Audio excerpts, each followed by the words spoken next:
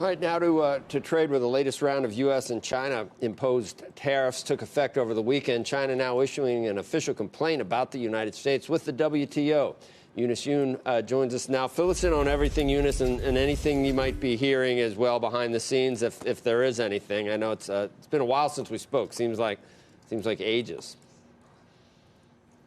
It seems like ages, but I think it was only a couple of days ago. But, Joe, I'm coming to you from a town where it is Christmas 365 days a year. This is the eastern coastal city of Yiwu, and it's known to make roughly half of the world's Christmas decorations. So the manufacturers here always meet with buyers who come from all over the world, including the United States, who end up the manufacturers here end up selling Americans all sorts of artificial trees and Christmas ornaments. And the buzz here has been that for the most part this year, they're doing okay, that orders have been priced and shipped already. But what they're worried about is next year. Some of the folks that we've been speaking to here say that they think that orders could drop by as much as 10%, or at least by 10% for next year, because the weekend tariffs that kicked in. Also, people are worried about the tariffs that are going to come into place in December.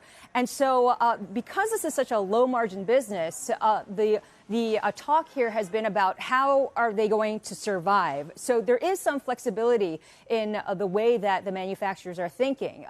Instead of, say, for example, moving production outside of the country, there's been a lot of talk about where they could move the production within the country. That in rural China, for example, the cost there to set up a factory is about a tenth, they're saying, when you look at the land alone compared to here, which is on the coast and is much richer.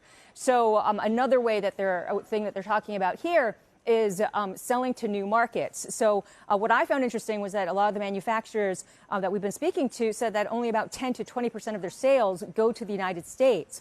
And they sell a lot to Europe.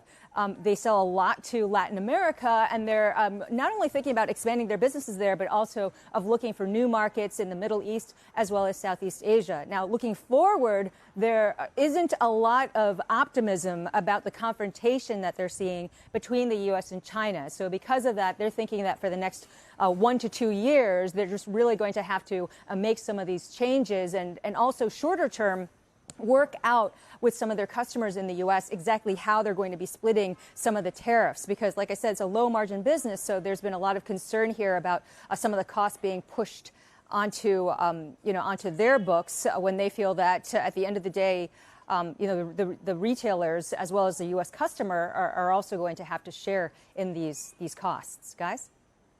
Eunice, just in terms of what is happening with the September meeting and the overtures going back and forth, body language, in your view, who wants to deal more after? I mean, we try and figure it out every day. We have a different notion about who needs it more. Where are we right now on that, you think?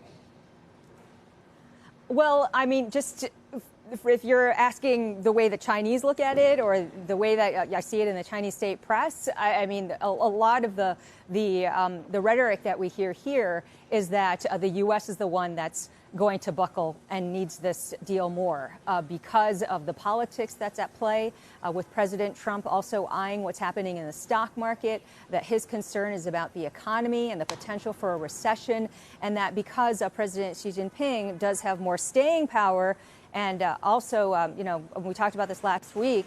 There's a big anniversary that's coming up, the 70th anniversary October, of the founding of the People's Republic of China, and on October 1st. And so because of that, there isn't a lot of room for China to really show that it's weak, and so that it would be willing to continue to eat a lot of the tariffs and allow their manufacturers here to eat the tariffs as well, and try to find other ways to survive until something comes up between the two. Well, the stock market that you just mentioned is you need to tell people over there we're actually not far from the highs. So I don't know whether that maybe the president might be ready for another round of at another 10% on.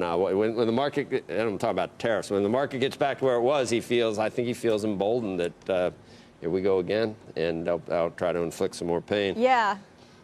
When we said how many days to the end of the year. That's the kind of thing, though, that creates, Joe, a lot of uncertainty. And I think that's what a lot of the manufacturers here are worried about. And what I also thought was interesting here is that they're saying that they're not really getting as much help from the government, the Chinese government, as you would think. That the government has made a lot of announcements about how they're going to help, but then in actual fact, they haven't seen any money. And in fact, one manufacturer said that it's actually gotten harder for them to get some loans because some of the banks have said that, well, you're working with U.S. companies, and U.S. companies are a risk, so we're not going to grant you that loan.